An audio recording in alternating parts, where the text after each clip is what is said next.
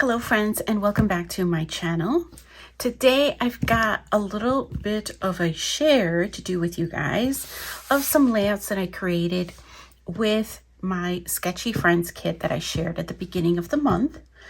And if you haven't followed us, I'll make sure that I include all of my friends that are participating along with this year-long challenge. We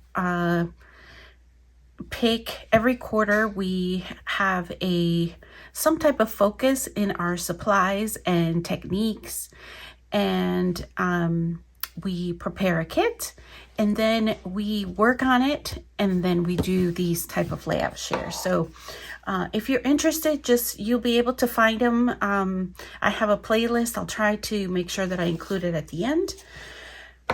The other thing I want you, I'll point out just in 1 second, we do pick out sketches. That's why it's called, we were 3-4 girls and the respective sketches, and now we are called Sketchy Friends. So this very first one, oh look, I've got stragglers here.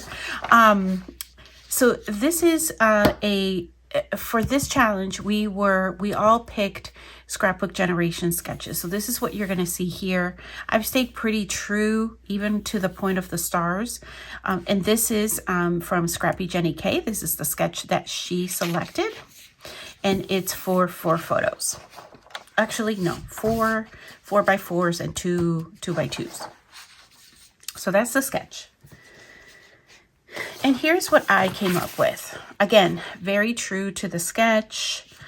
This is one of many layouts regarding this time period, this trip in particular.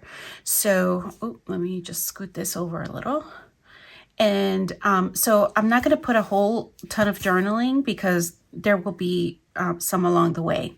The prompt for us, besides the paper pad, which I believe this is really the inspiration paper. I believe this was from a paper pad here. Let me just take a look. Yeah, I believe this was the paper from the paper pad. And the technique prompt this time around was embossing. Embossing, it may have even been some embossing folders. So you will see, I will do my best here to walk you through it. And I'll do some close-ups where I can show you. Hold on, this one is a little crooked. I don't know why. Yeah, I don't know why that one was crooked. Okay. So I have tried to do that here. Again, very close. If you look at the sketch, very, very close to what what I've done here. For the stars and any of these kind of clusters that you see here, I did use just papers from my stash. It gave me an opportunity to use some of the glittered papers that I have in my stash that I don't touch nearly as much as I probably could or should. And I have them popped up so that they are dimensional. So here, I'm just going to show you a little bit closer up. You can see, I don't know if you can see there, but there's some embossing there. So I've embossed some of the pieces. You'll see this piece of paper is also embossed. And then in this cluster down here, again, you'll see some of the, sorry for the glare in the photo. You'll see some of the embossing, even in this paper back here, that star back there. So this one, I will tell you, was made pre-goal video, okay? If you remember, if you've been a subscriber to my channel, if you're interested in subscribing, please do so. One of the things that I talked about was about kind of feeling that technique piece, that creativity piece missing in my scrapbooking. So with that, I started creating some of these layouts having that mindset. And so what you should see is a shift in the way that my scrapbooking is evolving. I guess that's the better word. So this next sketch is from my friend Teresa. So here is the sketch. Really cute, right? Oh, so the possibilities are endless there. And so I went ahead and I created this layout. Let me just try to get it all here in the, and I apologize for the glare in the photos. Ooh, I'm trying to get it all here. So the main thing you should see here is some additional techniques. The other one, I think, was pretty bare. It didn't have a lot of different elements to it. I think this one definitely lends itself to it, right? By really having like a lot of different points that could be not just interactive, but that you can put your own finishing touches on it. So the very first thing that I will tell you is that I think this was the paper pad paper, and you'll see it here as well. So I have gone ahead and I have done some splatters back here, and I have taken this pattern paper that you see here, which was the paper pad, and embossed it in this area. I don't know if you can see it there. And then where else will you see the embossing? This is the second or accompanying page. And so you'll see what I've done is I've actually doubled up on the squares here, and I've embossed. That one's probably a hard one to see. Let me move it over to here. You'll see that I've done several of those, just like that. This one. I had so much fun making this particular layout because when I looked at this and I was like, oh, you know, I have something that will go with these papers, but it has a lot of photos. So what could I do with the photos? And I got the idea that I'm like, instead of having just plain pattern paper here, I could include 2x2s around, and they wouldn't be the focal point of my layout, but there's some that I just want to make sure that I include in here for my kids here. So the other thing I will call to your attention is that, remember, for any of these are not made with collections. So these are strictly paper pads. And then we have brought in other papers and other supplies. So I can tell you this word was on a sticker sheet. It is uber old. I mean, we're talking 20, probably even 25 years old or older. And one of the fun things that I loved about this one is that I got to dig into my stash and got to pull some of the apple picking stuff, because this is where they're at an orchard, and just hiking and stuff. So I got to pull all of that. If you saw my organizational video, looking for these few items regarding the apple orchard sent me into a whole thing about organization, but that's for a different day. Today, it's about the layout share. So there's the second one. And I am going to take some time at the end and just show you what I have left over, what I didn't use. Some people like that, so I will go ahead and I will share that with you. Here is sketch number 3, and this is from my friend Scylla. And so you'll see that there's room for the 3 photos here, another room for photo here, and a long title. And so the main thing in this one are the circles. But you can use anything that you want. If you want to stay true to the sketch, go forth and conquer. So mine is a little different, only because I changed, let me just put this here. I changed the orientation because my photos were not vertical. My photos were horizontal. This this selection of papers, I thought brought out, I was having, these pictures have been in here for a really long time because I was having such a hard time matching it to anything I have in my collections. I didn't have the right mood and feel. This concert is either nighttime, I can only guess it's probably nighttime, and or it's just really cloudy, and so it's really hard to, at least for me, I don't think I had anything in my stash that kind of gave that mood and feel.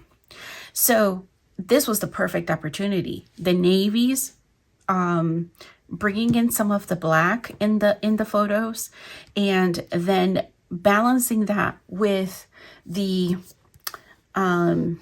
fuchsia that you see here, and also with the whites, right? Just all of the balancing of that, and then in the light blues. I think it worked well. So I was very happy with this one as well.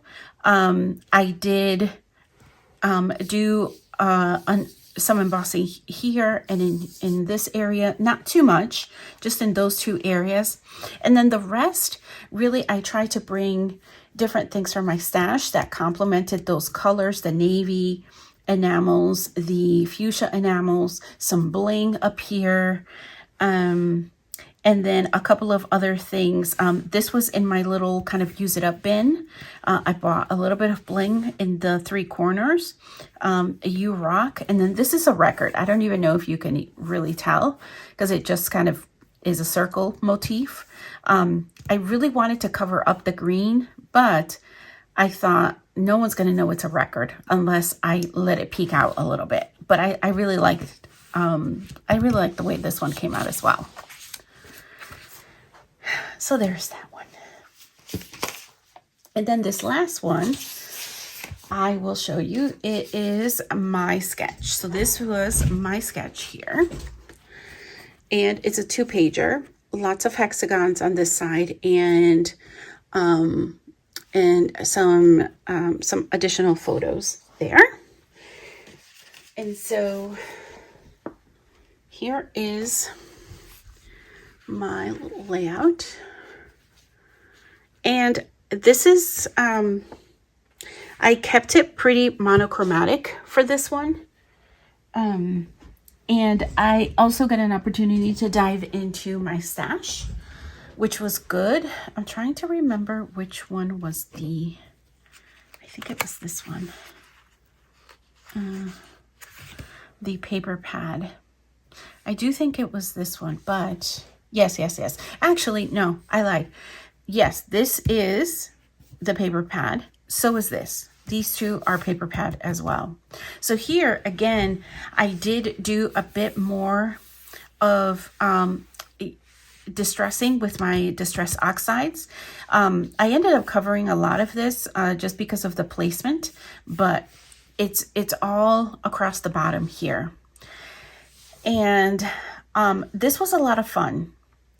And I can tell you one of the key things, if you have a hexagon punch, or you can, however you can get them cut out, a really easy and simple trick is to just use a paper to put these on, and then you can trim it to the size that you want. So that's what I ended up doing here. I just ran ATG tape all through the part of the paper that I knew that I wanted to cover. And then I just started going and just putting all of my hexagons on it. I did distress all of the hexagons, as well as I think all of the layers here. All of these layers are distressed. And then I did have an opportunity to have some leftovers from this page here, these hexagons, and I ended up just putting a little strip right here because there was a gap. And so I just wanted for that to just get covered up. And then everything else, you guys, is from my stash. The one positive thing about doing something monochromatic is if you have, even if you have a themed stash, it hopefully is pretty easy for you to find things that are in the color palette. I went through some of my travel, this was the other piece that was a mess that I needed to get organized, is my travel die cuts and stickers and different things like that. They were not organized in a way that was easy for me to find what I needed. So again, these are photos from what will be a bunch of different layouts of this trip, but that was a lot of fun, you guys. I am so already looking forward to the next one. So let's start. If you're interested, I will go through the supplies that I still have left. I have, because I do have to break these down. These, by the way, one of my girlfriends gave me some of these in the fall, just for me to try. Apparently they come like in a big pack on Amazon, but for kids, they're really, really sturdy, and it's a nice option to my usual, which is the record sleeves. But okay, so here's what I have left. See, I punched out a whole bunch of stars. I did also, because I wasn't sure if I wanted to mix up the hearts and the stars, I did a bunch of hearts as well. So I'll just put those in my little use it up bin right next to my area here, and I'll go through. This should be empty, yes, so that can go back into my stash.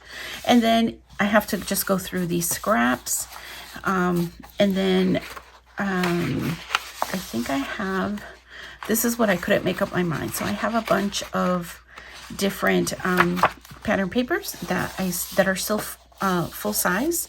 So I'm going to put those separate because those obviously need to go somewhere else. And then these are the true and tried scraps. So these I need to make decisions on what I can get rid of, which is what will be most of it. And then what I can just put back into my scrap stash. Okay, so this is the fall layout that I did. So here's what I have left. Here are the sticker sheets. So I still have some of these. One of the things that I forgot to mention is that if you have, these are an old basic gray alpha. Just trying to see where I can grab the layout.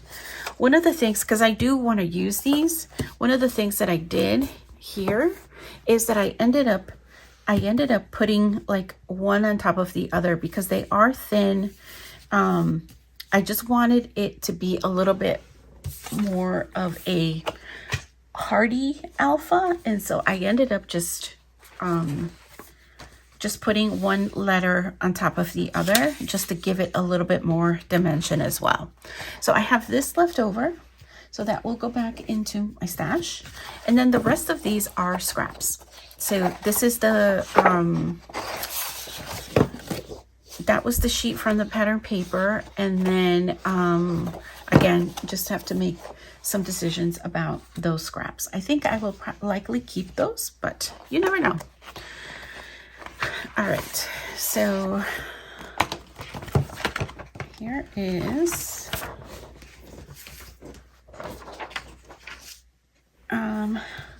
here's the scrap. So I haven't used that up yet. And then I think these are some that I pulled in, and these are full sheets, so they can go back into my stash. And then this was part a scrapbook room kit, and then I just augmented some things. So I think I will just probably put this with my Bicky Bootin things, and put that scrap probably with that collection as well. And then these are all scraps. I just have to make some decisions. These are all from my stash, so I just need to make some decisions on those. And that is all I have left over, guys.